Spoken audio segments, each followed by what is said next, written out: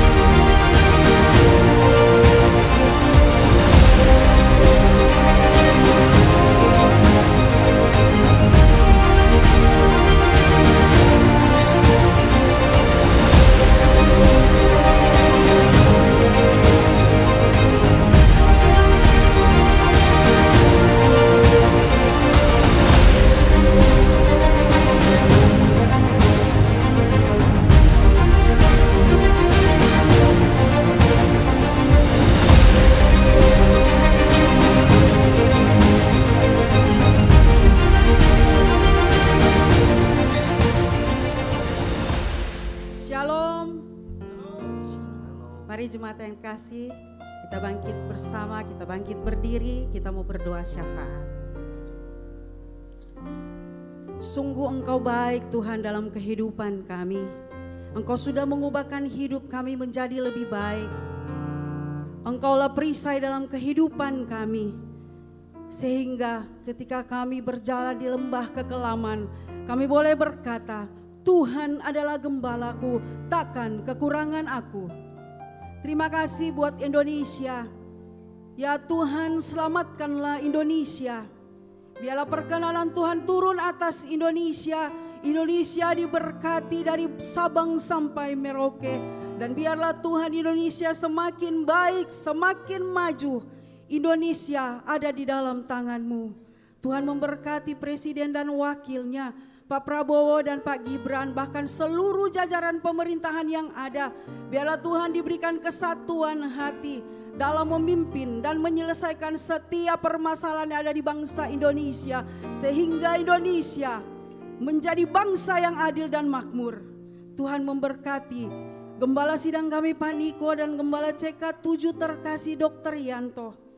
Kiranya kuasa urapan-Mu mengalir dalam kehidupan kedua hamba-Mu ini Tuhan. Diberkatilah keluarganya, kesehatannya, bahkan pelayanan kedua hamba-Mu dimanapun mereka berada. Biarlah Tuhan kuasa urapan-Mu nyata dan banyak jiwa mengalami pertobatan di era Pentakosta ketiga ini Tuhan. Dan kami percaya jemaat akan semakin melekat kepadamu. Bahkan Tuhan menimbulkan karakter Kristus dalam kehidupan mereka. Tuhan memberkati generasi Yeremia. Biarlah Tuhan generasi ini semakin hari semakin mengerti akan panggilan Kristus dalam kehidupan mereka. Sehingga mereka boleh bertumbuh berakar di dalam kebenaran firman-Mu. Menjadi berkat dimanapun mereka berada. Dan Engkau juga memberkati jemaat Tuhan.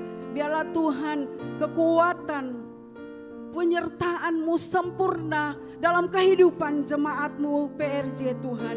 Dan biarlah Tuhan ketika kami mengandalkan Engkau, kami akan keluar sebagai pemenang. Dan kami akan berdiri tegak karena Engkau ada bersama kami. Engkau yang berperang melawan musuh-musuh kami. Di dalam nama Tuhan Yesus kami berdoa dan mengucap syukur. Mari bersama-sama kita katakan amin. Boleh kita berikan tepuk tangan yang paling meriah buat Tuhan kita. Sekali lagi shalom Bapak Ibu Saudara yang dikasihi Tuhan. Semangat memuji Tuhan bersama-sama, amin. Yes. Boleh lihat kiri dan kanan, katakan Tuhan Yesus selalu ada bersama denganmu. Haleluya.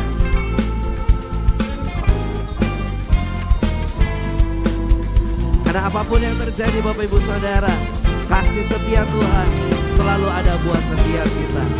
Amin. Katakan. Biarpun gunung-gunung beranjak dan bukit-bukit pun bergoyang, tapi kasih setiamu tak akan beranjak dariku. Katakan, biarpun gunung-gunung beranjak dan bukit-bukit pun bergoyang, tapi kasih setiamu tak akan beranjak dariku. Tak akan beranjak, tak akan bergoyang. Tak akan beranjak, tak akan bergoyang. Demikianlah firman Tuhan yang mengasihiku. Yang percaya Tuhan Yesus mengasihi kita katakan amin. Haleluya.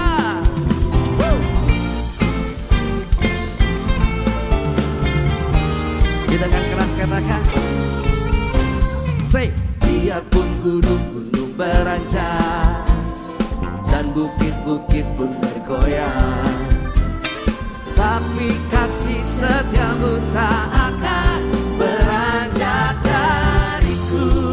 Katakan, tak akan beranjak, tak akan bergoyang.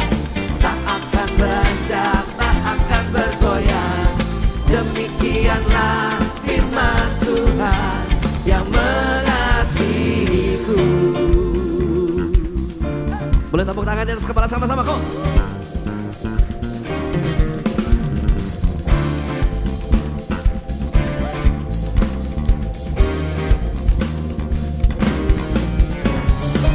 Segala sesuatu bisa berubah Bapak Ibu Saudara, tapi yang pasti dan tetap kasih Tuhan yang sempurna buat setiap kita. Katakan amin. Haleluya. Katakan beranjak tak akan bergoyang, tak akan beranjak, tak akan bergoyang. Demikianlah firman Tuhan yang mengasihiku. Mari sembah Tuhan, katakan tak akan beranjak, tak akan bergoyang, tak akan beranjak, tak akan bergoyang. Demikianlah firman Tuhan yang mengasihiku. Bersama-sama, tak akan beranjak, tak akan bergoyang, tak akan beranjak, tak akan bergoyang. Demikianlah firman Tuhan yang mengasihiku. Sekali lagi tak akan beranjak, tak akan bergoyang, tak akan beranjak, tak akan bergoyang. Demikianlah firman Tuhan yang mengasihiku, yang mengasihiku, yang mengasihiku. Sorakan haleluya. Tepuk tangan yang terbaik buat Allah kita. Sekali lagi berikan sorak-sorai untuk Allah kita. Sebab Dia Allah kita yang baik, amin. Yang percaya Tuhan kita baik boleh berikan tepuk tangan sekali lagi untuk Tuhan Yesus. Kami naikkan segala pujian syukur kami bagi-Mu Tuhan. Pujian syukurku ku naikkan bagi-Mu, kasih dan rahmat-Mu tercurah bagiku. Hidup bersama-Mu, ikut kehendak-Mu. Ku berjalan tinggalkan masa lalu. Kasih-Mu yang terbesar, kasih-Mu segalanya, janji-Mu yang sempurna. Oh, Kaulah sukacitaku, bersuka dalam-Mu. Yesus, Kau kekuatanku, aman di dalam-Mu, menara perlindunganku. Menari bagi-Mu, Yesus, Kau sukacitaku. Mulialah nama-Mu, oh Yesusku. Mari sorakan haleluya. Pujian syukurku Kami naikkan hanya bagi-Mu ku Tuhan. naikkan bagi-Mu, Amin. kasih dan rahmat-Mu tercurah bagiku. Hidup bersama-Mu, ikut kehendak-Mu. Ku berjalan tinggalkan masa lalu. Mari jemaat GBPFC katakan. Kasih-Mu yang terbesar, kasih-Mu segalanya, janji-Mu yang sempurna. Oh, Kaulah sukacitaku,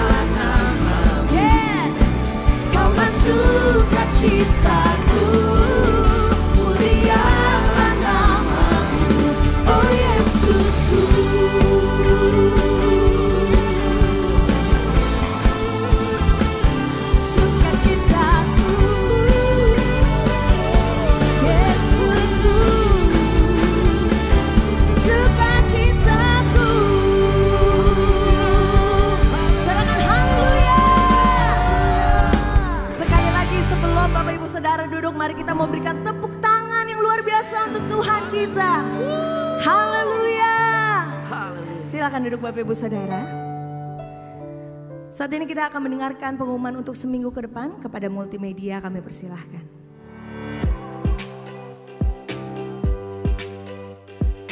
Shalom. Berikut kami sampaikan beberapa pengumuman. Ibadah Raya Hari Minggu 19 Oktober 2025, pukul 7, 9, 11.30 dan 16.30 waktu Indonesia Barat, dilayani oleh Pastor JJ Simko Putra.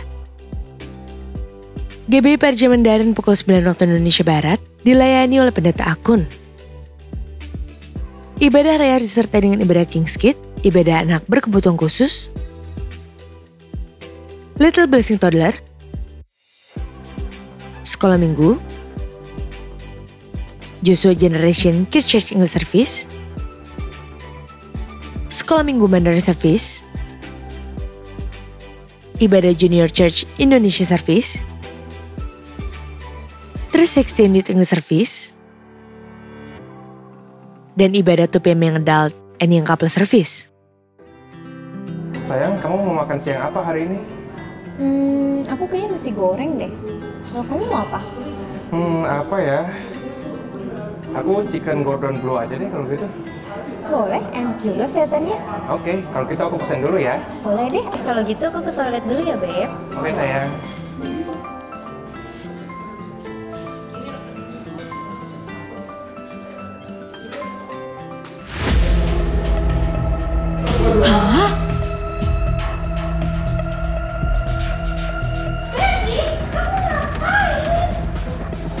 Babe, aku di sini.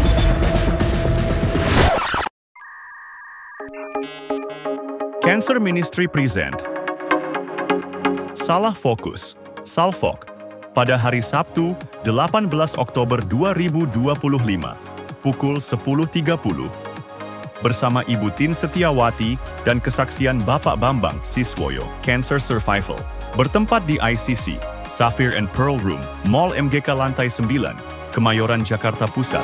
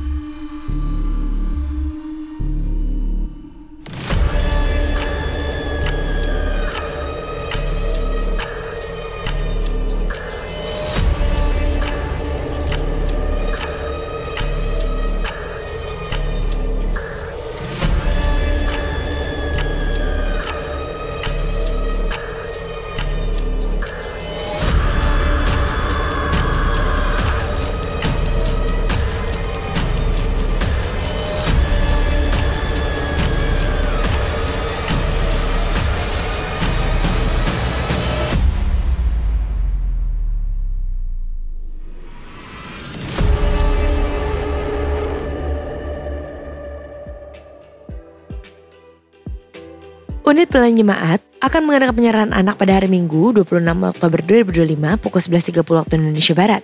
Bagi Bapak Ibu yang ingin menyerahkan anak-anak, harap dapat segera mendaftarkan diri. Pendaftaran dibuka mulai tanggal 1 sampai dengan 20 Oktober 2025 secara online via www.gbparja.org.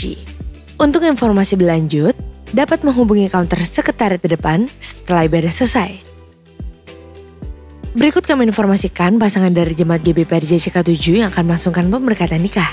Apabila ada Bapak Ibu yang keberatan atas informasi tersebut, harap dapat segera menghubungi PDP Grace Natalia di nomor WA 0856 8505 054. Untuk informasi lengkap mengenai persyaratan dan pendaftaran pemberkatan serta penugahan nikah, dapat menghubungi counter sekretariat masing-masing cabang atau dapat dilihat di www.gbparja.org.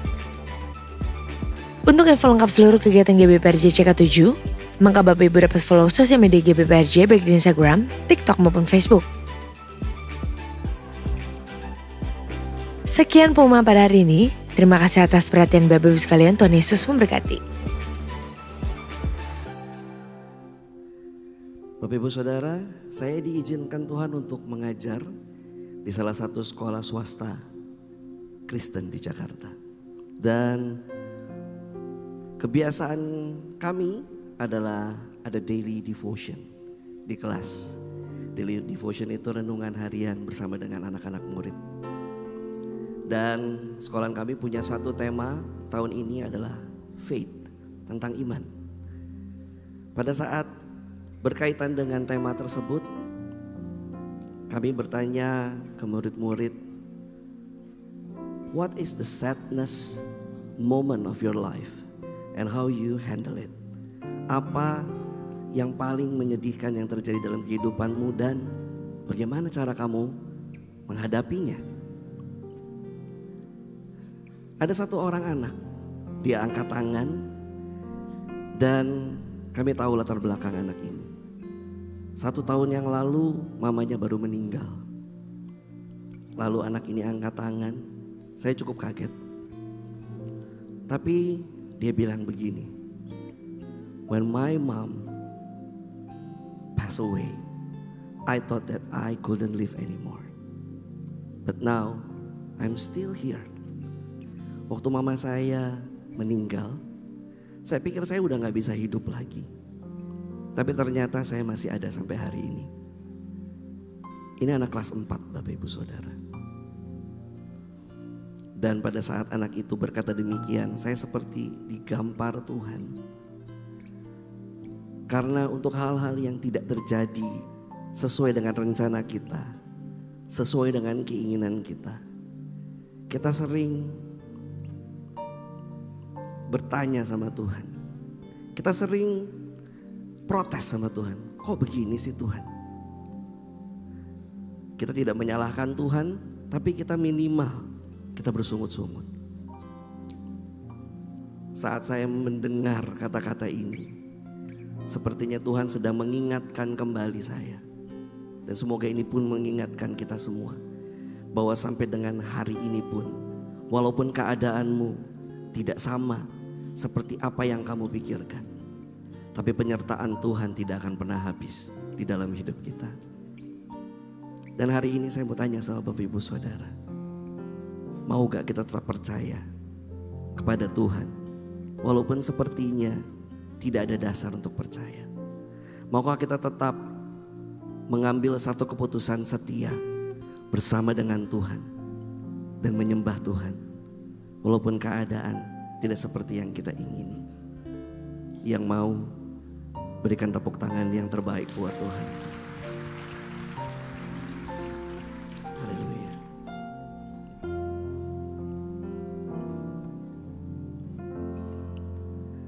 Ada saatnya yang ku alami tak seperti yang aku ingini. Ku tetapkan hati untuk percaya.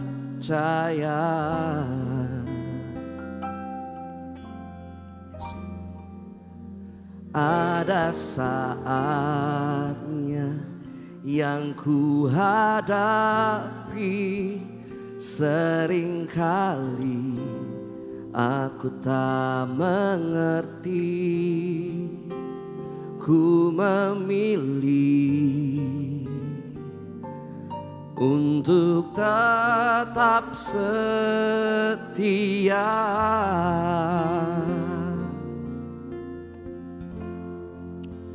Sampai akhir di hidupku,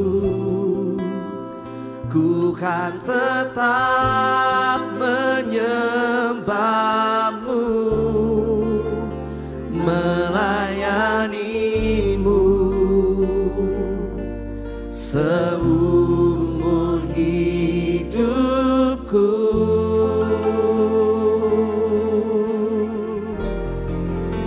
Sampai ku menutup mata, ku tetap mengasihimu, biar kau dapati ku hamba-Mu yang setia. Biar Engkau dapati setiap kami setia di hadapan-Mu ya Tuhan. Biar Kau dapati setiap kami tetap percaya dan menaruh harap kepadamu dalam segala keadaan kami. Terima kasih ya Tuhan. Ada saatnya yang ku alami tak seperti yang aku ingini. Ku tetapkan, kami tetapkan hati kami, untuk kami tetap percaya kepadamu ya Tuhan. Ada saatnya yang ku hadapi, sering aku tak mengerti. Ku memilih untuk tetap setia sampai akhir di hidupku. Ku kan tetap menyembahmu, melayanimu seumur hidupku, dan sampai ku menutup mata. Kami akan terus mengasihimu ya Tuhan.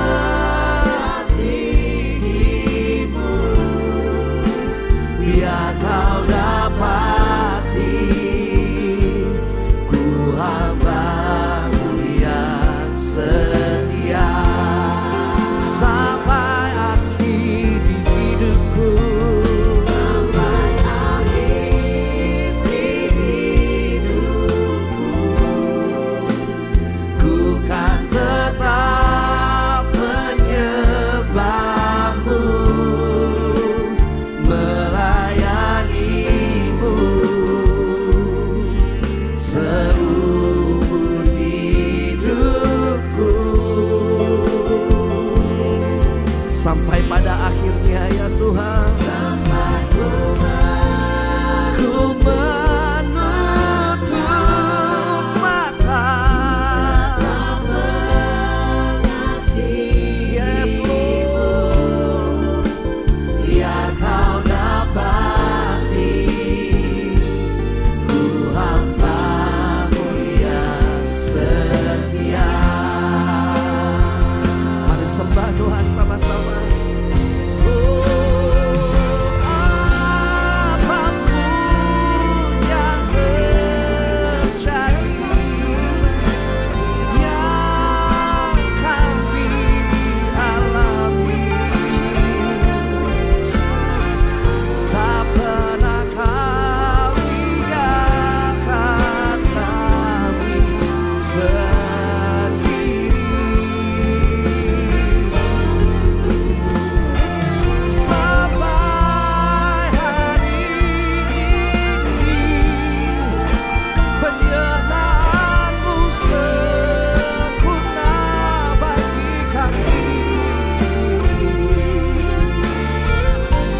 Kesetiaan-Mu nyata, anugerah kebaikan-Mu tak pernah habis. Ajar kami mengerti, ajar kami untuk berserah kepadamu dan percayakan setiap kebaikan dan janji-Mu sempurna buat kami.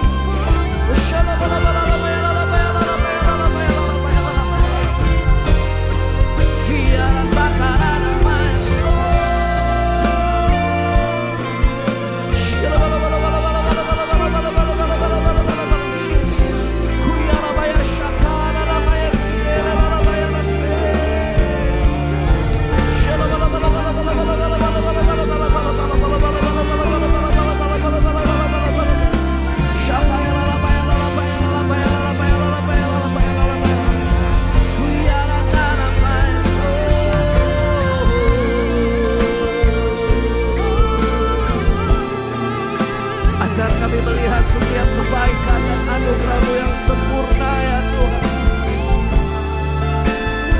Walau apa yang kami ingini belum terjadi ya Tuhan Yesus.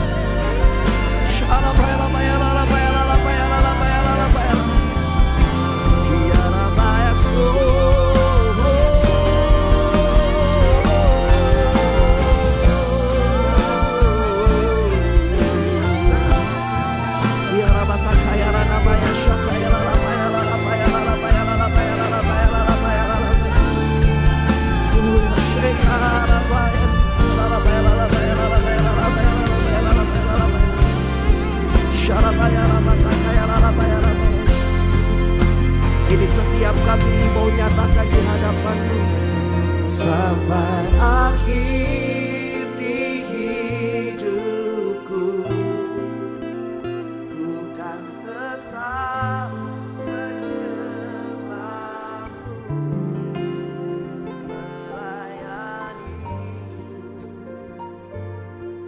seumur hidupku.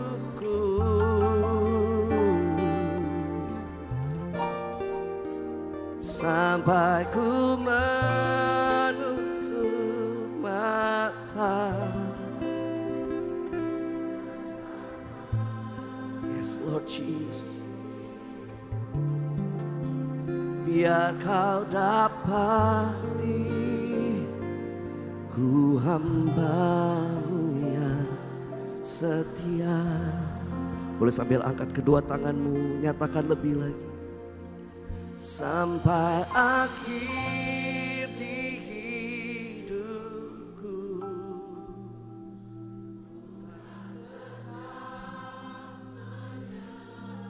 kami akan terus menyembah-Mu Tuhan,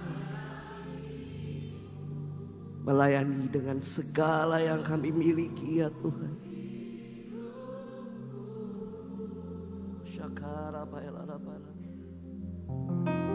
Sampai ku menutup mata,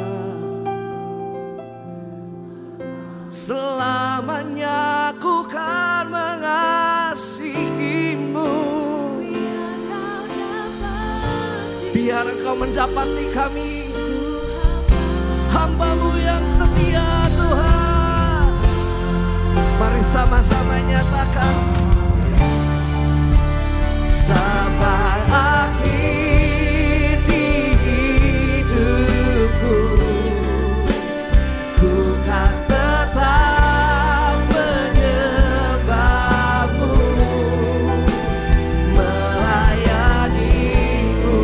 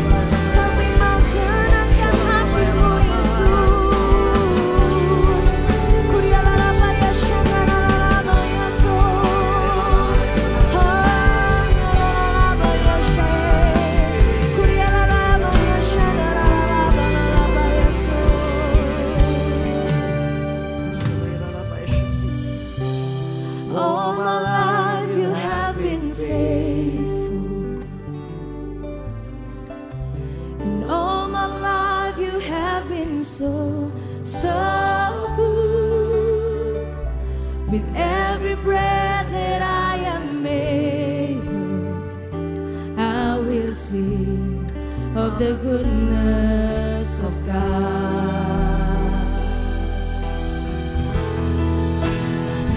I love you, Lord, for your mercy never fails me. All my days I've been held in your hands. From the moment that I wake up until I lay my head, I will sing of the goodness of God. And all my life you have been faithful. And all my life you have been so, so good.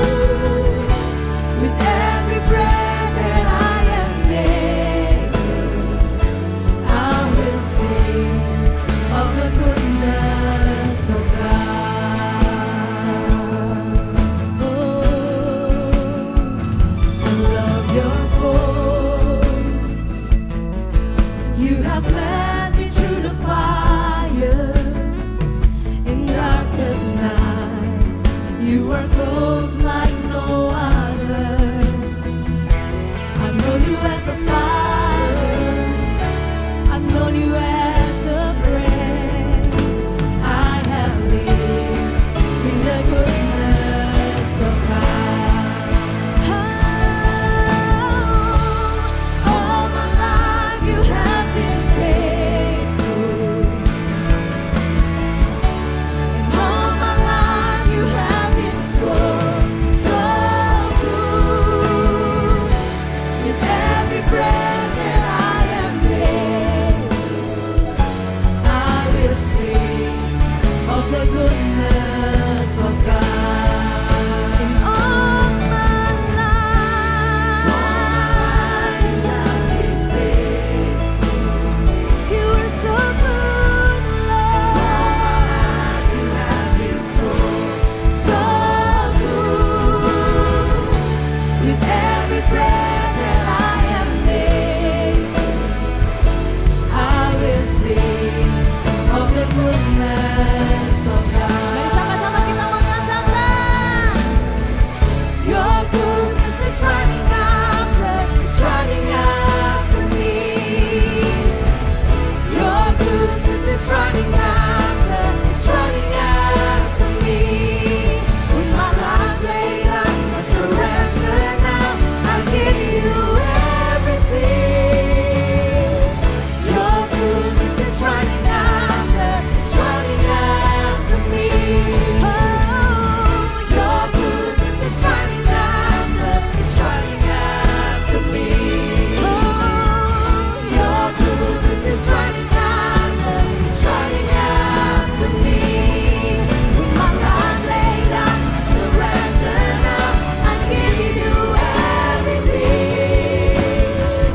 Your goodness is running after me.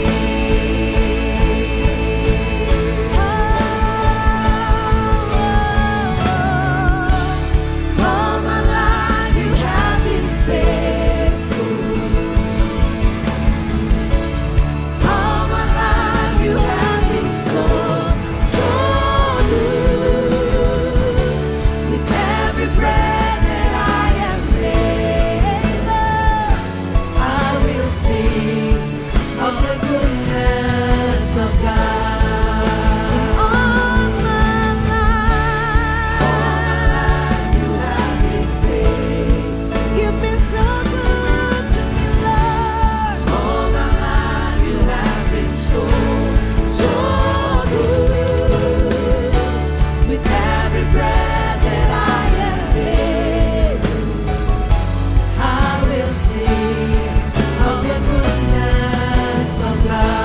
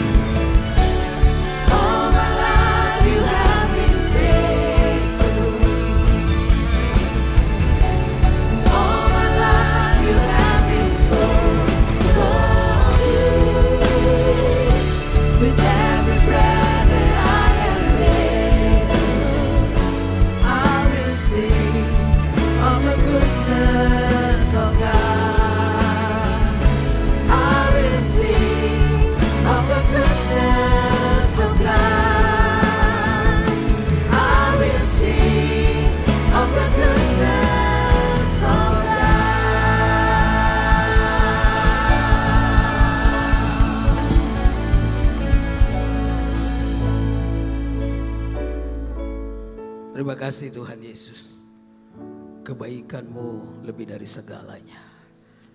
Terima kasih Tuhan. Karena kami tahu kami adalah ciptaan yang paling mulia di antara semua ciptaan. Maka kepedulian Tuhan terhadap kami jauh lebih daripada apapun juga. Dan itu kami bersyukur pagi hari ini kami boleh berada di tempat ini Tuhan. Bangun pagi-pagi Tuhan berikan kami kemauan, kesegaran, kehendak untuk datang kepadamu. Karena kami tahu di dalam-Mu kami dapat kekuatan, kami dapat pertolongan, kami dapat jawaban, bahkan mujizat boleh terjadi dalam hidup kami. Sebab kami percaya proses Tuhan dalam hidup kami masih terus berlanjut. Karena itu kami berdoa Bapa dalam nama Yesus. Kami datang kepadamu bawa diri kami, hidup kami, hati kami.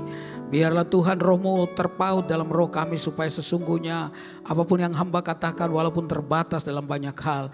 Tapi roh yang ada dalam diri kami dia sanggup menyelidiki perkara-perkara bahkan yang tersembunyi dari Allah. Karena itu Tuhan tolong kami semua. Segala kuasa kegelapan roh jahat dalam bentuk apapun juga coba mengintervensi kami ketika kami mau mendengarkan kebenaran firman-Mu. Kami bersatu menolak melumpuhkan kuasanya dalam nama Tuhan Yesus. Dan di dalam nama Tuhan Yesus kami berdoa dan siap untuk dengar firman-Mu. Haleluya. Amin, amin, amin. Puji Tuhan, silakan duduk kembali.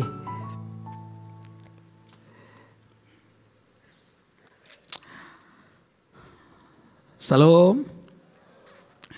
Saya akan membaca firman Tuhan dari Kejadian pasal yang ke-6.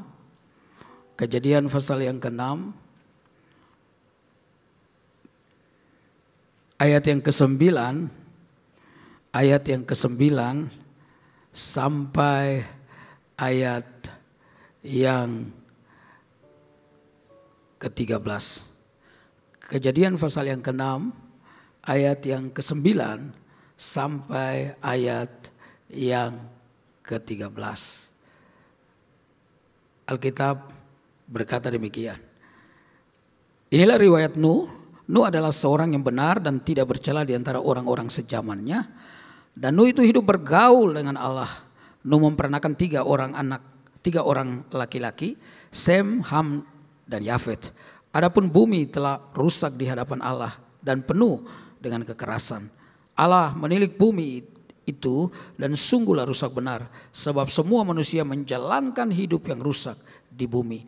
Berfirmanlah Allah kepada Nuh, aku telah memutuskan untuk mengakhiri hidup segala makhluk sebab bumi telah penuh dengan kekerasan oleh mereka. Jadi aku akan memusnahkan mereka bersama-sama dengan bumi.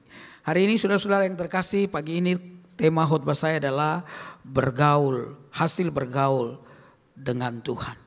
Bapak Ibu yang terkasih dalam Tuhan, ketika Adam dan Hawa jatuh di dalam dosa, maka dosa itu terus kemudian membuahkan kuasa atau hasilnya. Ada banyak orang yang terjerat di dalamnya. Pembunuhan pertama kali terjadi ketika Kain membunuh Habel adiknya. Dan saudara-saudara yang terkasih, lalu kejahatan sedemikian rupa manusia membelakangi akan Tuhan. Tidak lagi Tuhan mengindahkan akan Tuhan yang mereka tahu bahwa Tuhan yang menciptakan mereka.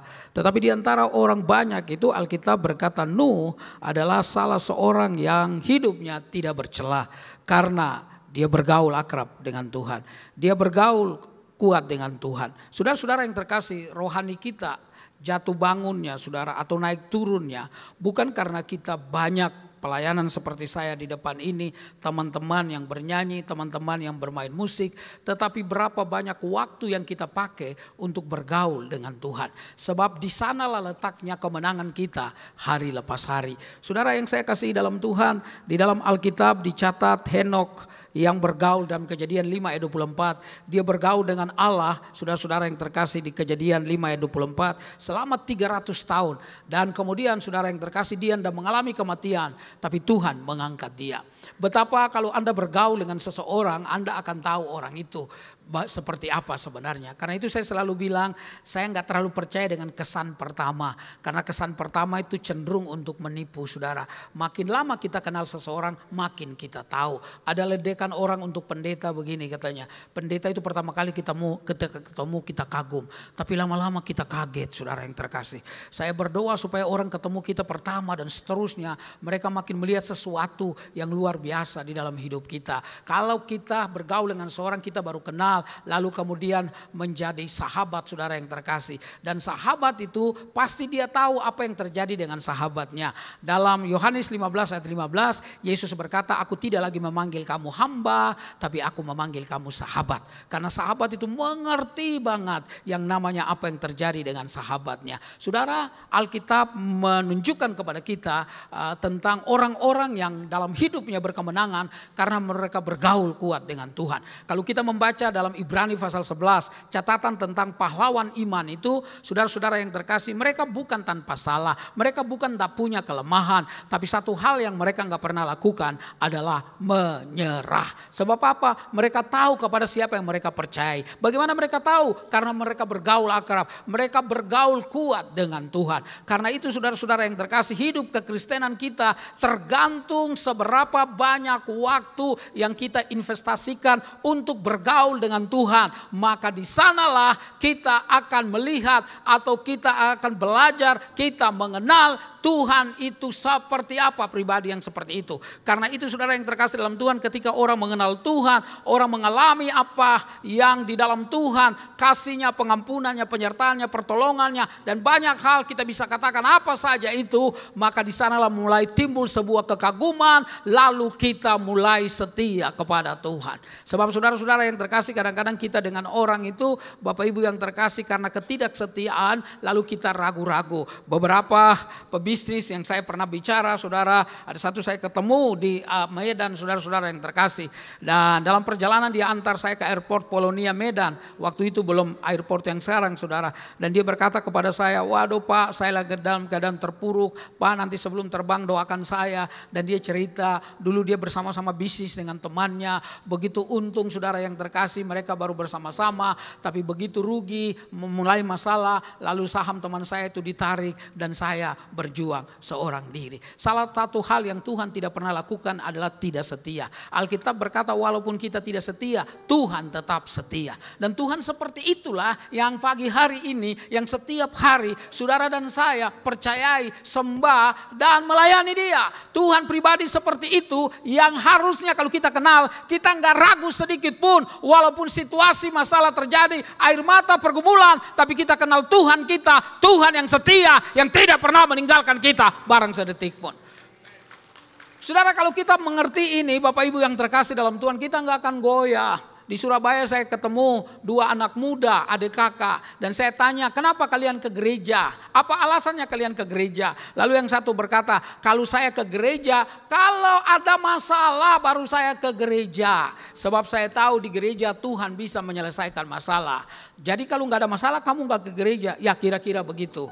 Lalu saya tanya yang satunya, kalau kamu, kalau saya, kalau nggak ada masalah baru saya datang ke gereja. Kalau ada masalah ngapain? Tuhan nggak tolong saya. Saudara-saudara yang terkasih dalam Tuhan, dua pemikiran ini salah total. Sebab kita datang kepada Tuhan bukan karena saudara kita setia, bukan karena kita cari Dia, baru Dia memberkati kita. No. Alkitab berkata, saudara-saudara, dalam Roma 5 ayat 8, Yesus mati bagi kita ketika kita masih berdosa. Jadi tidak ada kebaikan apapun yang membuat Allah mengasihi kita, tapi Allah memutuskan untuk mengasihi kita bagaimanapun keadaan dan situasi hidup kita. Itu kasih yang hebat itu. Karena ada orang bilang begini, saya mencintai kamu karena rambutmu panjang. Kalau kita ketemu rambut yang lebih panjang lagi bisa goyah. Saya mencintai kamu karena hidupmu mancung. Kalau kita ketemu hidup yang lebih mancung lagi bisa goyah. Saya ke Australia dengan istri saya bulan April yang lalu, kami pasca di Sydney. Dan karena sudah beberapa kali pergi ke sana, dan istri saya berkata, bosannya lihat perempuan laki-laki di sini. Kenapa? Hidungnya mancung semua. Cari yang pesek nggak ada, saudara. Saudara yang terkasih di dalam Tuhan, mencintai seseorang karena itu berarti tidak total mencintainya. Tapi Alkitab berkata karena begitu besar kasih Allah akan dunia ini sehingga dikaruniakan anaknya yang tunggal. Itu berarti Allah memberi anaknya menyelamatkan saudara dan saya. Alasannya cuma satu, karena mengasihi. Dan ini kasih yang tidak bersyarat. Unconditional love. Kasih seperti itu yang Tuhan mau ada di dalam diri kita. Dan bagaimana kita bisa tahu? Ketika kita bergaul dengan Tuhan. Nah, Bapak Ibu yang terkasih di dalam Tuhan, Alkitab tadi kita baca, saudara-saudara yang terkasih di dalam Tuhan, dikatakan inilah riwayat Nuh. Nuh adalah seorang yang benar dan tidak bercela di antara orang-orang sejamannya, dan Nuh itu hidup bergaul dengan Allah. Bayangkan ketika mayoritas orang, saudara, melakukan sesuatu, biasanya kita yang minoritas itu, kita menjadi minder lalu kita mau ikut. Enggak. Saudara, contohlah yang namanya Nuh ini. Ketika semua orang membelakangi Tuhan, ketika semua orang menjauh dari Tuhan, ketika semua orang gak percaya kepada Tuhan, maka Nuh memutuskan untuk tetap bergaul dengan Tuhan. Masih ingat cerita tentang Sadrak, Mesak, dan Abednego? Ketika saudara aturan itu harus menyembah patungnya Nebukadnezar. Semua orang berlutut. Dan kalau orang semua berlutut lalu kita berdiri, itu nyolok sekali terlihatnya. Tapi 3 orang ini saudara, mereka bertekad untuk tetap tidak mau menyembah kepada patungnya Nebukadnezar. Mereka tetap menyembah kepada Tuhan. Akibatnya apa? Mereka dibuang dalam perapian yang menyala-nyala. Tapi saudara tahu, ketika mereka dibuang dalam perapian yang menyala-nyala, nggak ada yang angus sedikit pun. Bahkan saudara yang terkasih, ada orang yang melihat dan kasih tahu, ada 4 orang di dalamnya. Yes, sebab Tuhan menyertai setiap orang yang mengambil tekad untuk tetap percaya kepada Dia. Saudara-saudara yang saya kasihi di dalam Tuhan Yesus, Tuhan memakai kita, atau saudara-saudara yang terkasih, kalau saudara lihat kita dipakai oleh Tuhan bukan karena kita sekedar cuma karena dipercayakan, maksud saya dipercayakan pelayanan-pelayanan, tapi Tuhan mau memakai kita ketika kita mau setia dengan Dia.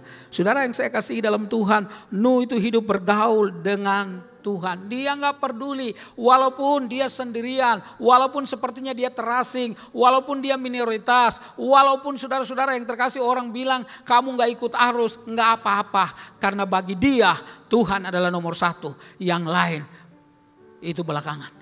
Sebab saudara-saudara yang terkasih, ketika dia hidup bergaul dengan Tuhan, maka apa yang terjadi? Dia berkenan kepada Tuhan. Hidup perkenanan Tuhan atas kita itu penting sekali. Jangan sampai kita pelayanan, jangan sampai kita masuk gereja, jangan sampai kita melakukan hal-hal spiritual dalam hidup kita, lalu gak ada perkenanan Tuhan. Itu menyedihkan sekali. Karena kita bisa menipu atasan kita bisa pura-pura di depan gembala, di depan hamba Tuhan, di depan orang-orang, tapi tidak dengan Tuhan, saudara yang terkasih. Karena itu perkenanan Tuhan penting. Nah, Tuhan berkenan kepada yang namanya, saudara-saudara yang terkasih, Nuh ini. Alkitab berkata di ayat yang ke-7, saudara, pasal 6, dikatakan, berfirmanlah Tuhan, aku akan menghapuskan manusia yang telah kuciptakan dari muka bumi, baik manusia maupun hewan dan binatang-binatang melata dan burung-burung di udara, sebab aku menyesal bahwa aku telah menjadikan mereka. Tetapi Nuh mendapat kasih karunia di mata Tuhan.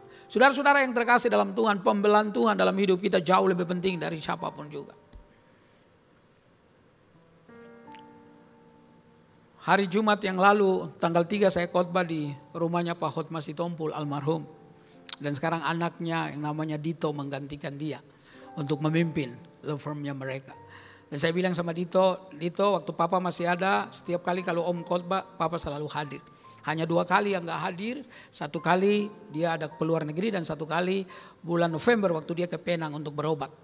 Dan maaf karena saya bilang sama dia waktu Papa meninggal saya ada di luar, gak bisa sama-sama. Tapi saya bilang kesetiaan Papa terhadap Tuhan di akhir hidupnya harus kamu ikut. Dan sekarang dia memimpin grup kelompok bertumbuh, saudara-saudara yang terkasih, untuk anak-anak muda. Wah, senang sekali kalau saya lihat Bapak Ibu yang terkasih, orang-orang mau bergaul dengan Tuhan. Pasti perkenanan Tuhan ada. Pasti ada sesuatu yang luar biasa yang Tuhan akan lakukan terhadap orang ini. Jadi Nuh, saudara-saudara yang terkasih dalam Tuhan, dia bergaul akrab dengan Tuhan. Kalau kita membaca tentang Abraham, maka Abraham sebelum dia memulai sesuatu, ketika dia keluar dari Ur Kasdim dalam pasal 12, maka di Kejadian pasal 12 ayat 7 dan 8, sesudah Allah memberitahukan kepada dia hal-hal yang dia akan menjadi bangsa yang besar keturunannya, maka Alkitab berkata dia mendirikan mesbah di sana untuk memanggil nama Tuhan. Saudara, lakukanlah segala sesuatu di dalam hidupmu, pekerjaanmu, bisnismu, apa saja yang kau lakukan. Sebelum melakukan semua itu, tunduk kepala sebentar dan kemudian serahkan semuanya kepada Tuhan. Saya pelajar Christian Camp di Jepang, saudara yang terkasih. Selama kurang lebih 2 bulan saya tinggal di sana. Dan saya tinggal dengan seorang pendeta. Dan setiap kali kalau kita mau pergi di dalam mobil, padahal kita sudah doa masing-masing di kamar. Tapi di dalam mobil selalu dia bilang, Henry mari kita doa sama-sama. Lalu dia berdoa walaupun dalam bahasa Jepang. Saya tahu dia sedang memanggil Tuhan untuk menolong kita sepanjang hari itu. Perlakukan Tuhan sedemikian rupa. Apa sih ibadah itu? Ibadah itu bukan sekedar kita ada di tempat ini. Lalu kemudian ini yang namanya ibadah. No, ibadah itu juga bisa Anda di dalam mobil, bisa Anda sedang berjalan. Karena ibadah itu berkata atau definisi ibadah adalah membangun hubungan lebih kuat dengan Tuhan tiap-tiap hari. Itu ibadah, saudara yang terkasih. Karena itu setiap orang bisa menang terhadap segala sesuatu. Asal hatinya condong kepada Tuhan. Hanya dekat Allah saja kata Daud, aku tenang. Hanya dekat Allah saja. Saudara yang terkasih, dekat menantu yang kurang ajar kita darah tinggi. Dekat mertua yang pelit, nafas pendek, saudara-saudara yang terkasih. Karena itu saudara yang terkasih, dekat Allah kita tenang. Masa depan hidupmu, saya selalu bilang anak-anak saya, masa depan kalian bukan tergantung dari fasilitas, tapi masa depan kalian tergantung dari Tuhan Yesus yang sudah menghadirkan kalian di dunia. Bapak Ibu yang saya kasihi di dalam Tuhan, karena itu saya sangat yakin dan percayai bahwa hidup dan kehidupan kita ini dipimpin, dijaga, ditopang oleh Tuhan. Saudara-saudara yang terkasih, di zaman dimana orang tidak peduli dengan Allah, Nuh muncul sebagai orang. Nah saudara, kalau Nuh tetap setia itu merupakan atau dia mau berbeda dengan orang lain, maka saya percaya yang harus Nuh lakukan adalah komitmen. Yang harus Nuh lakukan adalah kesetiaan. Dan saudara-saudara yang terkasih, komitmen dia terhadap Tuhan, kesetiaan dia terhadap Tuhan menjadikan dia anak Tuhan yang tidak bercela. Saudara, kata kudus itu di dalam Alkitab ada 3 tahap. Kekudusan yang pertama itu adalah status kita. Kapan status kita menjadi orang kudus? Ketika kita buka hati percaya kepada Tuhan, maka sejak saat itu status kita menjadi status orang kudus. Tapi saya loncat yang ketiga. Yang ketiga, status kekudusan kita secara perfect, secara sempurna. Kapan itu terjadi? Ketika kita ketemu muka dengan Tuhan. Maka kekudusan kita kekudusan yang sempurna. Tapi ada kekudusan yang kedua, namanya tahap kedua. Namanya kekudusan secara pengalaman. Kapan itu terjadi? Setiap saat ketika Anda bergumul dengan sesuatu yang benar dan salah. Setiap saat ketika Anda bergumul dengan yang dosa dan hal yang benar. Setiap saat Anda diberikan kesempatan untuk memutuskan mau ikut Tuhan atau membelakangi Tuhan.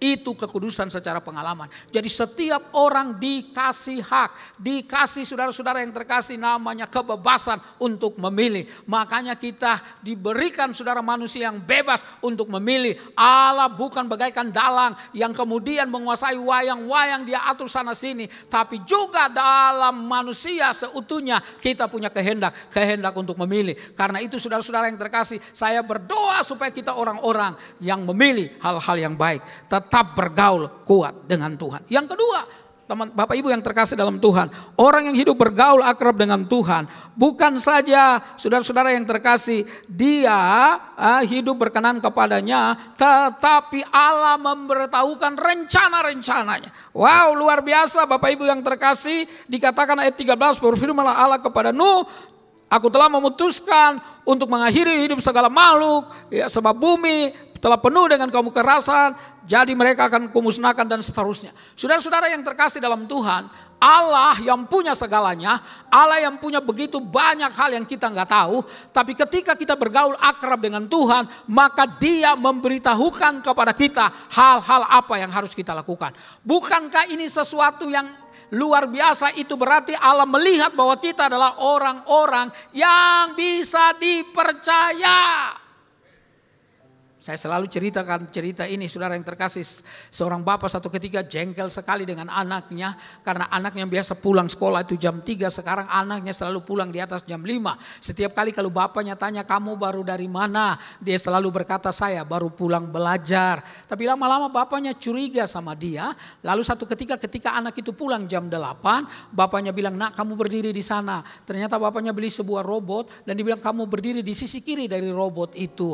Lalu kemudian kemudian dia bilang sama anak itu, "Nak, papa tanya kamu dan tolong jawab yang jujur. Sebab kalau kamu bohong kamu akan digambar sama robot itu." Lalu kemudian ditanya, "Kamu baru pulang dari mana?" "Baru pulang belajar." Pipinya langsung digambar sama robot. Merah semua saudara. Lalu dia bilang, "Papa sakit makanya nak jangan bohong. Kalau kamu gak bohong kamu aman. Kamu baru pulang dari mana?" "Jujur saya baru pulang nonton film." Robotnya gak bereaksi. Itu berarti anaknya jujur. Lalu dia bilang, "Nah lihat, kalau kamu jujur kan kamu gak digampar sama robotnya. Kamu aman." "Iya Pak, aku janji aku akan jujur." Pertanyaan berikutnya, "Film apa yang kamu tonton?" "Film perang." Digaplok lagi sama robotnya. Merah semua, sakit dia. Dia berteriak, "Pak sakit Pak, sakit Pak." Ibunya ada di kamar kaget karena ada kegaduhan, ibunya keluar. Lalu dia berdiri di sisi satu dari robot itu dan dia bilang, "Nah kamu kenapa digampar?" Dia pikir suaminya gampar. Lalu dia bilang sama suaminya, "Pak jangan gitu dong, kamu ajarin anak, aku tahu kamu disiplin anak. Tapi kan gini-gini anakmu juga." Istrinya digampar sama robot. Pak, saudara-saudara yang terkasih di dalam Tuhan, ternyata kalau orang tua, ternyata kalau pimpinan, ternyata kalau atasan suka bohong, maka saudara-saudara yang terkasih, bawahan anaknya akan bohong. Saya pernah ngajar senior dan junior sekretaris di sebuah perusahaan besar. Ada sekitar 50 orang yang kumpul saudara. Mereka mau ulang tahun dan minta diajarin nyanyi. Karena mereka membuat acara yang besar saudara, 50 tahun perusahaan mereka. Dan latihannya 1,5 jam. Hampir 1 jam mereka ceritakan tentang bos mereka.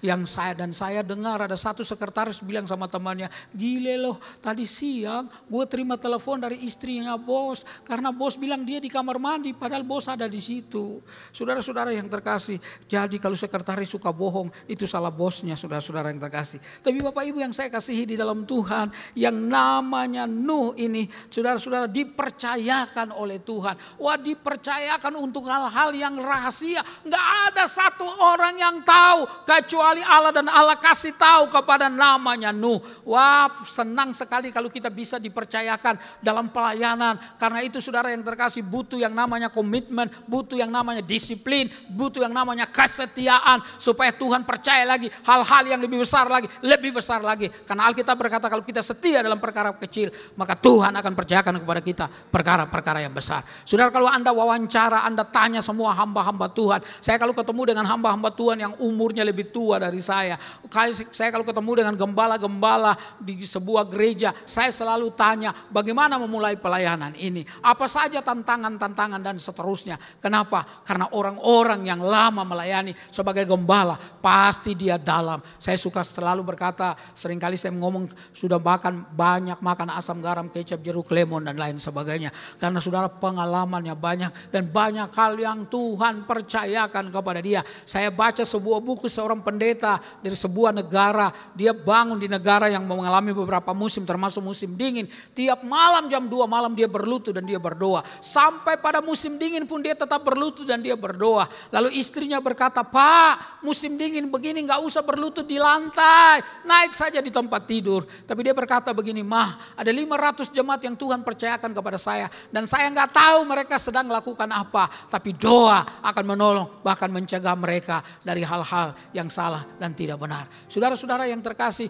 betapa saudara kalau kita akrab bergaul dengan Tuhan, kita gak rasa letih kalau kita berdoa. Dan selalu saya bicara atau saya tekankan, jangan pernah lupa kalau kita berdoa kepada Allah, kita sedang memohon kepada seseorang yang mampu dan dia mau melakukan apa yang kita minta, asal ada di dalam kehendaknya. Saudara yang terkasih, Bapak Ibu yang saya kasih dalam Tuhan Yesus, karena itu Allah memperuntukkan rencana dan kehendaknya kepada dia. William Carey, seorang dalam ilmu saudara-saudara yang terkasih tentang misi sedunia, saudara-saudara yang terkasih, William Carey, Bapak Ibu yang terkasih dalam Tuhan, satu kali di Inggris ada rapat pengurus sebuah yayasan, lalu dia angkat tangan dan dia berkata, "Kirim saya ke India." Lalu bapak-bapak tua itu, karena dia masih muda, orang-orang tua yang lama dalam pelayanan, tapi mereka hanya melihat mereka saja dan enggak melihat potensi dari orang ini. Mereka bilang, "Hei anak muda, duduk. Kalau Allah mau menyelamatkan India, dia punya caranya sendiri." Tapi William Carey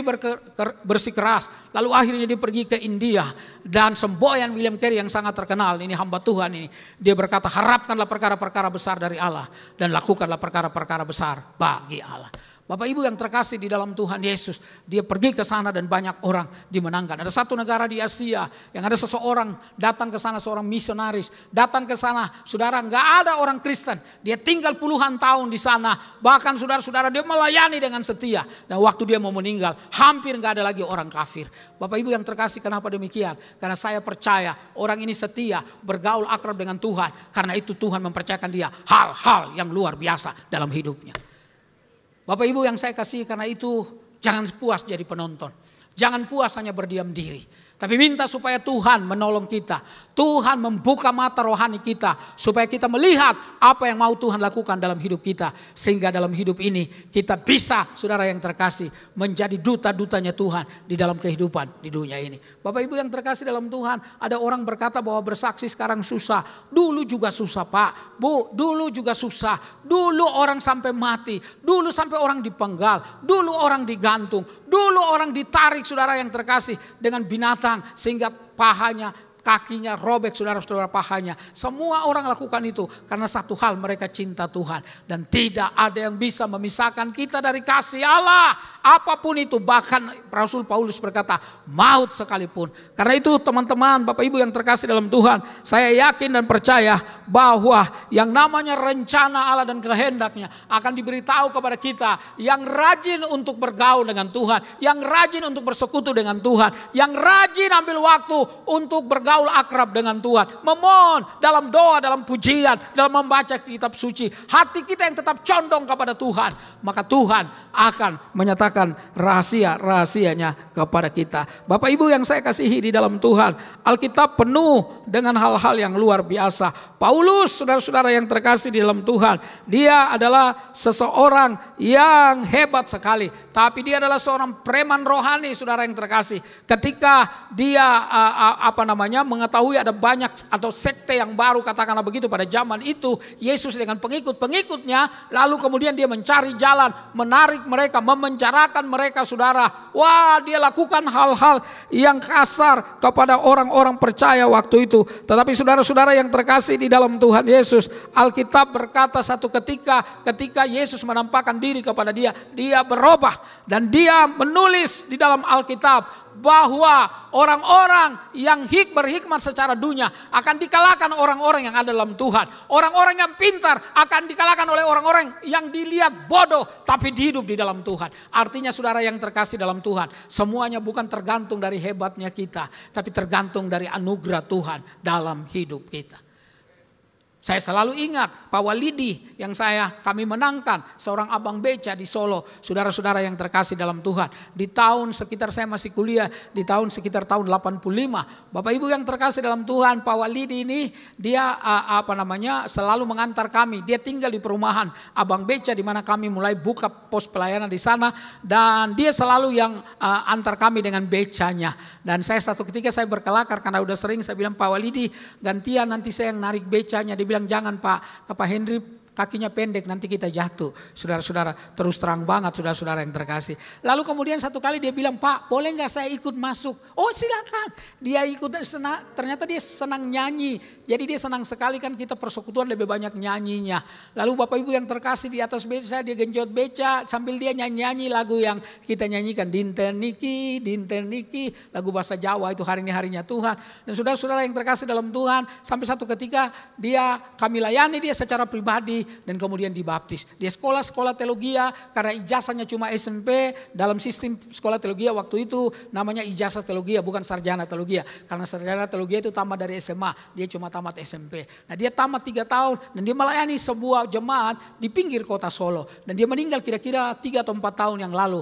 Dan dia tinggalkan jemaatnya hampir 300 orang di jemaat itu. Saudara yang saya kasih, karena itu saya bilang gak ada orang yang bodoh. Orang yang di dalam Tuhan adalah orang yang mengubah sejarah. Orang yang dalam Tuhan adalah orang-orang yang hebat semua. Lalu Bapak Ibu yang terkasih di dalam Tuhan Yesus, apalagi ketika orang bergaul akrab dengan Tuhan, maka kita dan keluarga kita dijaga oleh Tuhan. kita dan keluarga kita dijaga, dipelihara oleh Tuhan. Saudara-saudara yang terkasih di dalam Tuhan, perhatikan ketika Tuhan berkata bahwa Dia akan musnahkan segala sesuatu, namun di ayat yang ke-18 sampai ayat 21 dikatakan, tetapi dengan engkau, pasal yang ke-6 kitab Kejadian, tetapi dengan engkau aku akan mengadakan perjanjianku dan engkau akan masuk ke dalam bahtera itu, engkau bersama-sama dengan anak-anakmu dan istrimu dan istri anak-anakmu, dan dari segala yang hidup, dari segala makhluk, dari semua yang harusnya kau bawa, dan seterusnya. Kalau saudara melihat, itu menunjukkan bahwa ketika orang bergaul dengan Tuhan, maka saudara-saudara yang terkasih, kita dan keluarga kita dijaga dan dipelihara oleh Tuhan. Saudara tahu hujan itu 40 hari 40 malam. Bahtera itu terapung-apung, saudara yang terkasih, selama 150 hari. Segala sesuatu yang bernafas musnah semuanya, udah mati. Hanya Lot, hanya Nuh maksud saya. Wah, Anda gak protes sih. Hanya Nuh, saudara yang terkasih, dengan istrinya, dengan ketiga anak mereka, dan istri dari ketiga anak. Jadi saudara-saudara yang terkasih dalam Tuhan, mereka ada 8 orang di dalam bahtera itu. Semuanya musnah, mati. Bayangkan 40 hari. Wah, hujan aja 2 hari di Jakarta banjir, Bapak Ibu yang terkasih. 150 hari saudara. Oh, terapung-apung saudara yang terkasih. Tetapi jangan lupa, walaupun kondisinya barangkali ancaman ada di sana, tapi ada Tuhan yang menjaga bahtera itu. Sehingga Nuh dengan keluarganya, mereka ada dalam penyelamatan, atau mereka tetap selamat, saudara. Bapak Ibu yang terkasih, saudara, kebenaran ini harusnya terpatri dalam hidup kita. Bahwa situasi yang sulit seperti apapun, kalau Allah ada di pihak kita, nggak ada yang bisa lawan kita. Situasi yang sulit seperti apapun, maut ada di depan pun sekalipun, tapi kalau ada Tuhan, saudara yang terkasih, kita tetap, saudara yang terkasih, bisa survive. Saya hari Kamis malam khotbah di sebuah persekutuan, saudara-saudara yang terkasih, di daerah Kebun Jeruk. Lalu ada satu bapak yang menjadi ketua dari persekutuan itu berkata, saya waktu itu terserang jantung, saya bernapasnya susah, dan saya tadinya mau pulang ke rumah. Tapi saudara-saudara yang terkasih, akhirnya saya telepon anak saya dan kemudian ke rumah sakit. Dia bilang, kalau saya pulang ke rumah gak ada orang di rumah, saya bisa mati. Tapi saya berdiri di depan dan saya bilang, kalau Bapak pulang ke rumah, Bapak juga enggak mati. Sebab Tuhan masih membutuhkan Bapak. Bagi Tuhan, hal-hal itu terlalu kecil. Dia bisa menolong, bisa menyelamatkan. Karena Tuhan adalah pemelihara kita dan keluarga kita. Kira-kira 7 atau 8 tahun yang lalu, saya khotbah di Intercon. Dan saya khotbah dari firman Tuhan ini. Saya khotbah firman Tuhan ini, dan saya menekankan waktu itu kita dan keluarga kita dipelihara, dijaga oleh Tuhan. Hari Senin, anak saya yang perempuan dengan istri saya pergi dari mereka keluar, mereka mau ada keperluan, mereka berdua dan saya ada di rumah. Saya lagi di rumah, tiba-tiba saya buka televisi dan saya lihat ada breaking news, ada kejadian di mana kereta di Bintaro terbakar, ketabrak sama truk yang membawa bahan bakar.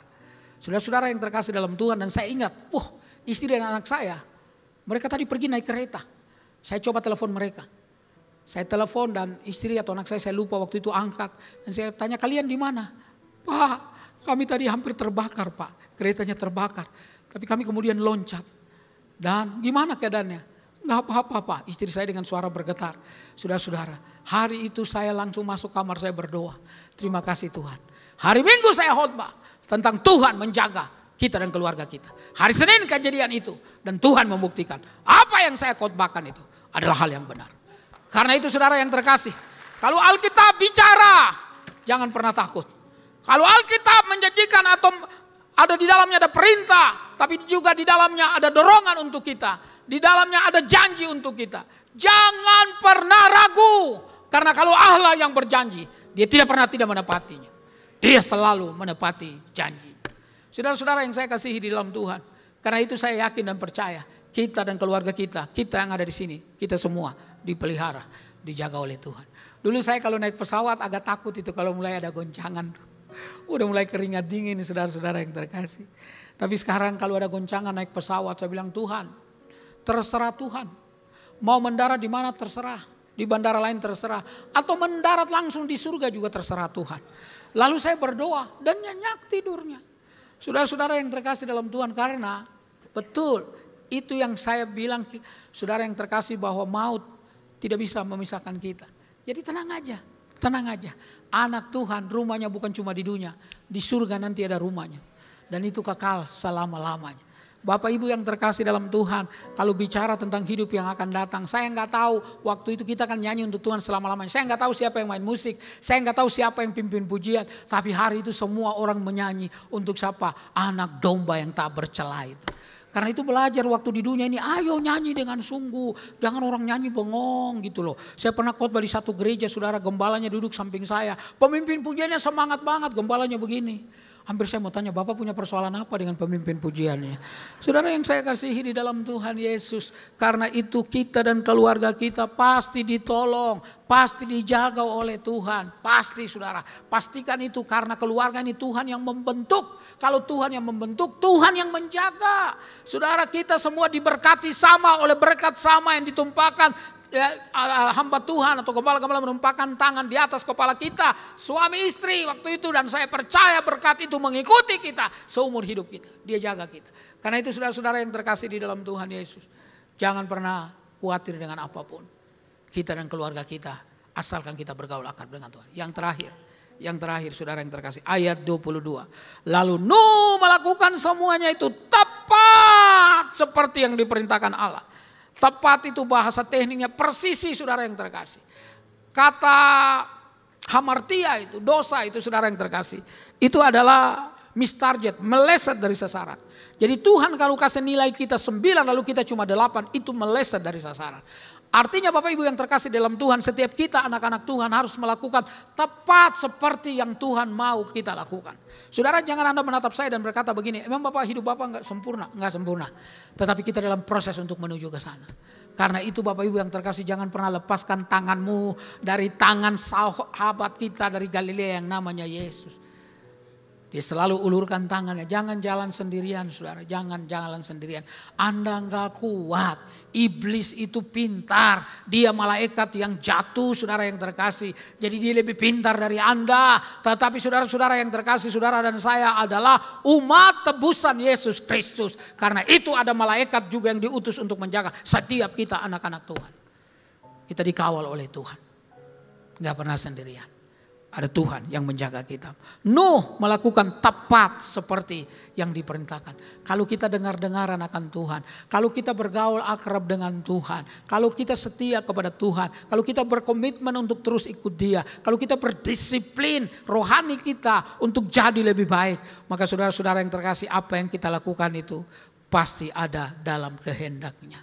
Karena itu saudara yang terkasih, setialah sampai mati. Maka Alkitab berkata dalam Wahyu, saudara, Tuhan memberikan mahkota. Wahyu pasal yang kedua, saudara-saudara yang terkasih dalam Tuhan. Ini bicara tentang jemaat Smyrna. Jemaat Smyrna adalah sebuah jemaat yang hidupnya penuh dengan pergumulan. Dikejar-kejar saudara-saudara yang terkasih sama penguasa. Mereka masuk ke gua-gua. Mereka ibadah di sana berjam-jam. Difitnah, mereka melakukan hal yang tidak senonoh. Tapi Bapak Ibu yang terkasih dalam Tuhan, firman Tuhan datang kepada mereka melalui Rasul Yohanes yang berkata, atau Yesus ngomong, setialah sampai mati, maka aku akan memberikan kepadamu mahkota kehidupan. Tuhan cari orang-orang yang setia, orang-orang yang betul bergaul dengan Tuhan, tapi juga setia. Sekali lagi, jangan sampai saudara-saudara yang terkasih, kita merasa tidak berguna, kita merasa kita orang biasa, karena barangkali kita nggak ada di stage sini, barangkali kita cuma bisa doa, barangkali kita cuma bisa di rumah baca Alkitab. Tapi saya mau berkata, setiap orang yang bergaul dengan Tuhan, Tuhan juga satu ketika akan mempercayakan hal-hal yang kemudian kita lakukan dengan sempurna, karena kita bergaul akrab dengan Tuhan. Karena itu jangan jauhkan dirimu dari persekutuan dengan Tuhan. Jangan pernah tinggalkan kursimu yang kau duduki pagi hari ini. Tiap-tiap minggu Duduklah di kursi itu supaya saudara-saudara yang terkasih dalam Tuhan, orang lain juga tergerak dalam kesetiaan kita masing-masing. Setiap orang di tempat ini, siapa saja saudara yang terkasih, enggak peduli latar belakangmu seperti apa, tapi Tuhan bisa memakai kita semua. Karena itu saudara-saudara yang terkasih, bergaulah akrab dengan Tuhan. Pakai banyak waktumu, investasikan waktumu yang banyak dengan Tuhan. Supaya saudara-saudara yang terkasih, satu ketika Tuhan akan memakai Anda dengan luar biasa. Di Inggris satu ketika seorang hamba Tuhan tamat dari sebuah sekolah teologi.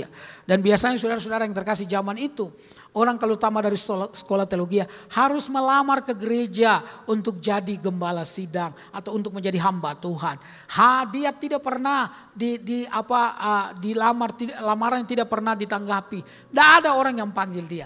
Tapi Bapak Ibu tahu, setiap malam minggu, setiap hari dia persiapan, dan setiap malam minggu seakan-akan besok dia mau khotbah. Saudara-saudara yang terkasih, seakan-akan besok dia mau khotbah. Dia siapkan diri, tapi gak ada yang panggil dia. Besok dia gak khotbah, sebab khotbah waktu itu hanya diizinkan gereja yang panggil dia. Besok dia gak khotbah, tapi tiap minggu dia lakukan itu. Tiap malam minggu dia lakukan seakan-akan besok dia mau khotbah. Dan terus jalan, 1 bulan gak ada yang panggil, 2 bulan gak ada yang panggil, 3 bulan dan genap 1 tahun.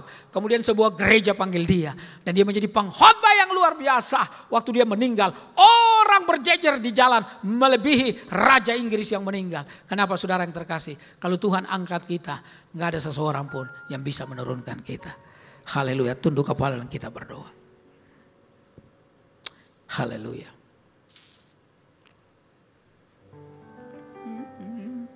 Haleluya. Lord, I give you my heart, I give you my soul,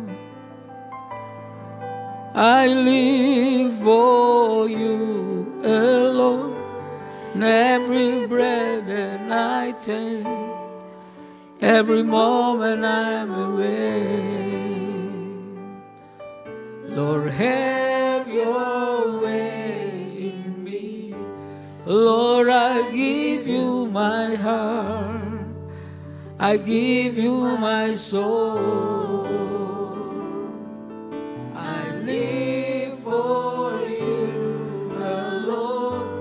Every breath that I take, every moment I'm awake. Lord, have your way. Lord, I give you my heart, I give you my soul, I live for you alone. Every breath that I take, every moment I'm awake. Lord, have your way in me. Lord, I give you my heart, I give you my soul, I live for you alone. Every breath that I take, every moment I'm awake. Lord, have your way in me.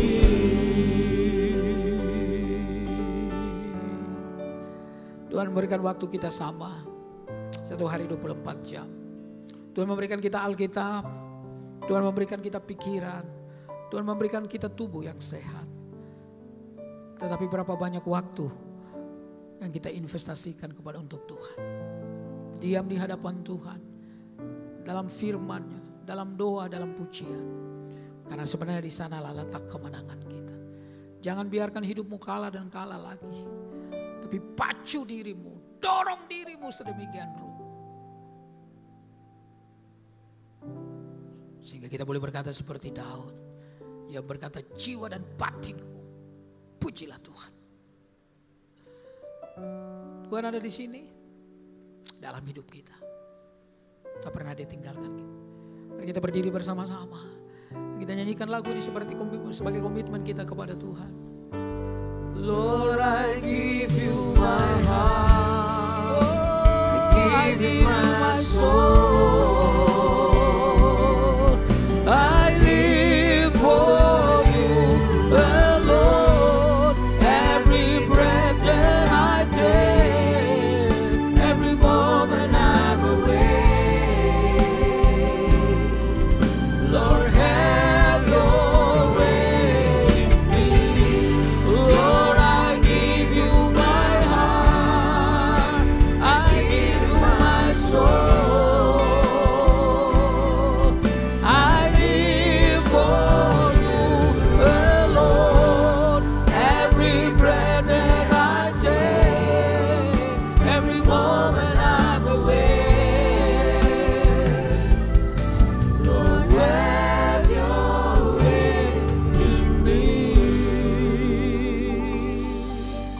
Bapak, ini hati kami bawa kepadamu Tuhan.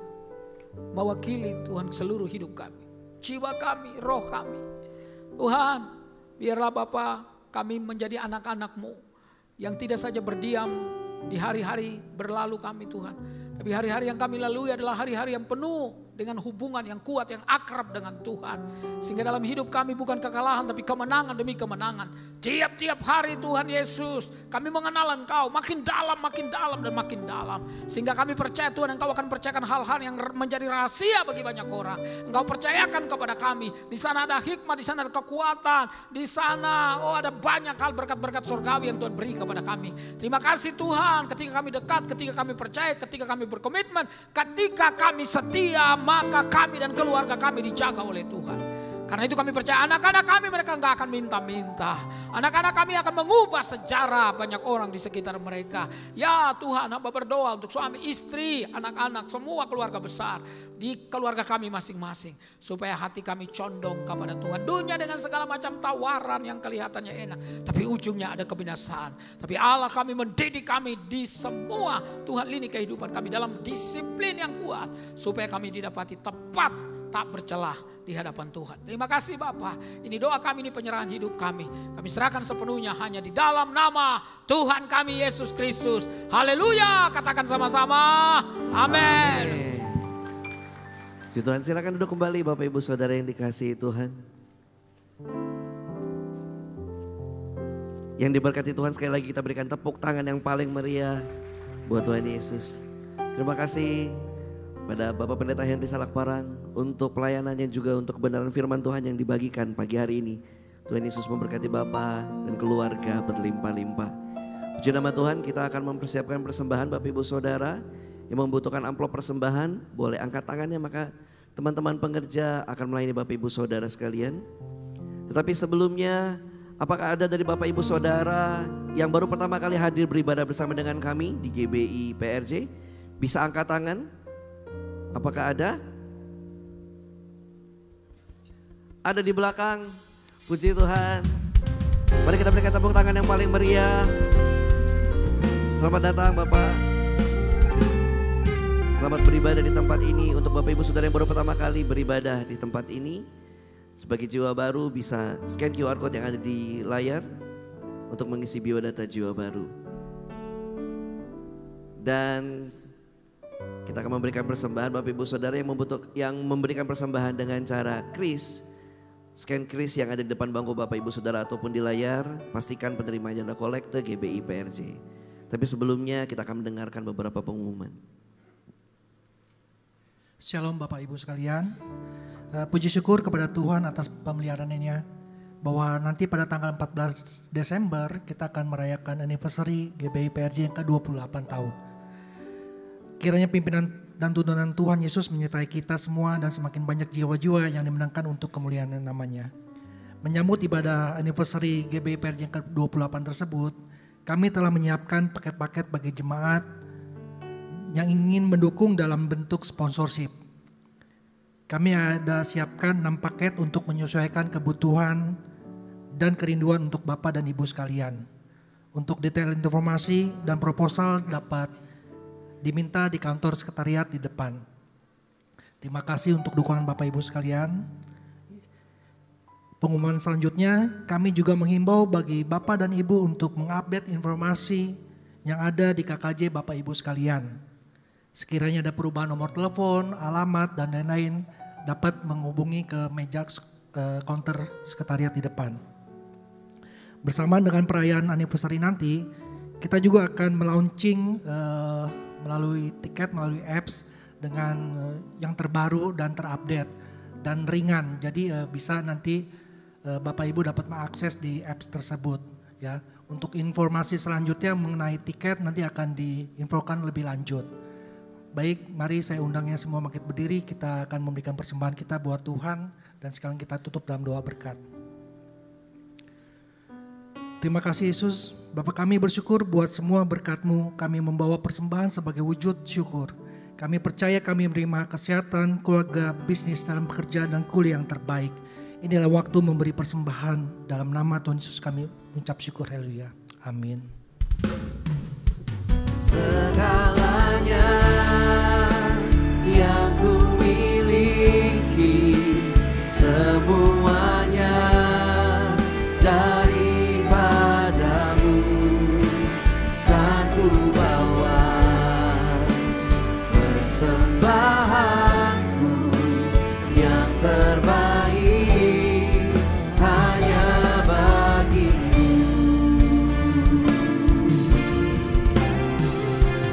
Segalanya yang ku miliki, semuanya daripadamu kan ku bawa.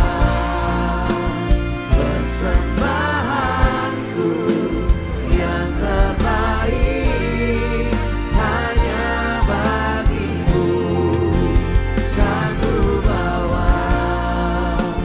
Persembahanku yang terbaik hanya bagimu. Terima kasih Tuhan untuk hari ini Tuhan. Terima kasih untuk penyertaan-Mu Tuhan sepanjang minggu ini Tuhan. Terima kasih untuk berkat-berkat-Mu Tuhan. Dan juga terima kasih Tuhan untuk firman-Mu Tuhan. Biarlah firman ini Tuhan Yesus boleh menjadi kekuatan buat kami Tuhan. Kami juga berdoa Tuhan buat hamba-Mu Tuhan, Pak Henrik Salak Parang Tuhan. Pimpin Tuhan Yesus lebih lagi Tuhan Yesus. Sehingga melalui firman-Nya Tuhan banyak jiwa-jiwa yang menangkan Tuhan. Berkat untuk keluarga besarnya Tuhan senantiasa dalam penyertaan-Mu Tuhan Yesus. Terima kasih Yesus. Kalau besok Tuhan kami akan melakukan aktivitas kami kembali Tuhan.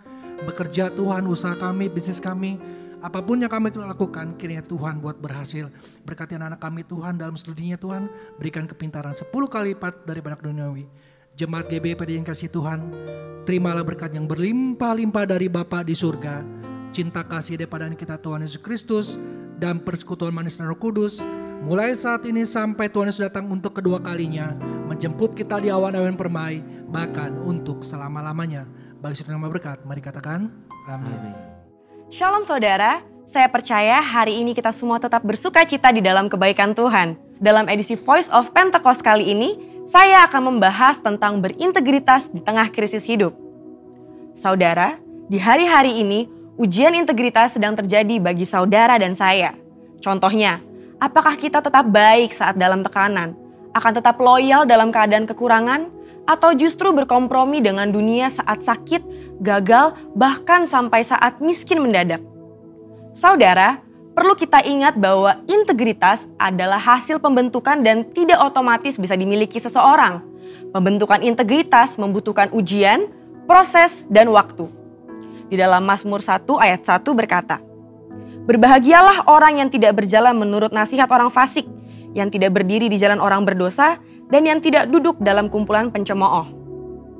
Jadi, melalui ujian, seseorang bisa terbukti apakah ia ada di jalan yang benar atau tidak. Lalu, berapakah lama waktu dari proses pembentukan integritas? 30 hari, 3 bulan, atau 1 tahun? Yang pasti proses ini akan berbeda di setiap individunya. Orang yang dibentuk integritasnya memerlukan kekuatan spiritual, kejiwaan, dan fisik. Asupan ini diperlukan di awal proses, di tengah ujian, hingga akhirnya menjadi pemenang untuk berbuah. Untuk melewati proses pembentukan integritas, kita tentu perlu bertumbuh dan berakar di dalam firman Tuhan. Saudara, penting untuk kita memperhatikan akar dari kehidupan kita. Di dalam Mazmur 1 ayat 1, pemazmur menggambarkan hidup seseorang yang benar, yaitu orang yang tidak tergoda untuk berkompromi dengan nilai kefasikan, dosa, bahkan kumpulan pencemooh. Tentunya nilai ini dilakukan karena seseorang ini berakar di dalam firman Tuhan. Seseorang yang berakar di dalam Tuhan pasti memiliki kualitas integritas. Lalu, apa resep untuk memiliki kualitas integritas? Sesuai dengan Mazmur 1 ayat 2, kita harus menjadikan Taurat itu kesukaan dan merenungkan Taurat itu siang dan malam. Kata kesukaan dan merenungkan firman Tuhan menggambarkan hubungan yang dimiliki orang berintegritas dengan Tuhan. Mazmur 1 ayat 3 berkata, "Ia seperti pohon yang ditanam di tepi aliran air, yang menghasilkan buahnya pada musimnya, dan yang tidak layu daunnya. Apa saja yang diperbuatnya berhasil." Untuk hidup, jelas sebuah pohon membutuhkan air. Namun, betapa beruntungnya pohon yang ditanam di tepi aliran air. Ia tidak membutuhkan waktu lama dan usaha besar untuk akarnya mencari air. Kesukaan dan merenungkan firman-Nya siang dan malam merupakan gaya hidup orang berintegritas.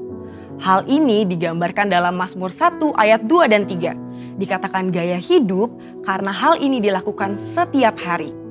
Apakah mungkin gaya hidup terbentuk begitu saja? Jawabannya adalah tidak. Hal ini dimulai dari cinta mula-mula. Namun orang benar perlu membangun disiplin rohani dan memelihara cintanya. Disiplin rohani dalam pembacaan dan perenungan firman Tuhan menunjukkan gaya hidup orang berintegritas. Seperti pohon yang bertumbuh dan berakar di tepi aliran air, akan mudah untuk bertumbuh dan berbuah. Demikian digambarkan gaya hidup orang yang berintegritas, yang kesukaannya ialah merenungkan firman Tuhan siang dan malam. Dalam Yohanes 15 ayat 7 dan 8 berkata, "Jikalau kamu tinggal di dalam aku dan firmanku tinggal di dalam kamu, mintalah apa saja yang kamu kehendaki dan kamu akan menerimanya. Dalam hal inilah Bapa-Ku dipermuliakan, yaitu jika kamu berbuah banyak dan dengan demikian kamu adalah murid-murid-Ku." Di ayat ini, Yesus menjelaskan hubungan sebab akibat yang erat antara gaya hidup merenungkan firman dengan berbuah dalam kehidupan. Apa buah yang diinginkan Tuhan dihasilkan oleh setiap umatnya? Buah-buah yang Tuhan ingin kita hasilkan adalah buah pertobatan, buah kehidupan, buah karakter, dan buah jiwa-jiwa. Selain itu, apa dampak lain dari tertanam di tepi aliran air? Dalam Mazmur 1 ayat 3 menjelaskan dengan tidak layu daunnya. Hal ini sama dengan kita memiliki daya tahan yang tinggi terhadap berbagai situasi kehidupan. Situasi sulit dan krisis hidup bisa datang kapan saja. Situasi ini dapat mengganggu integritas seorang untuk kompromi dengan dosa, untuk menyakiti sesama, putus pengharapan, bahkan tidak lagi percaya kepada Tuhan.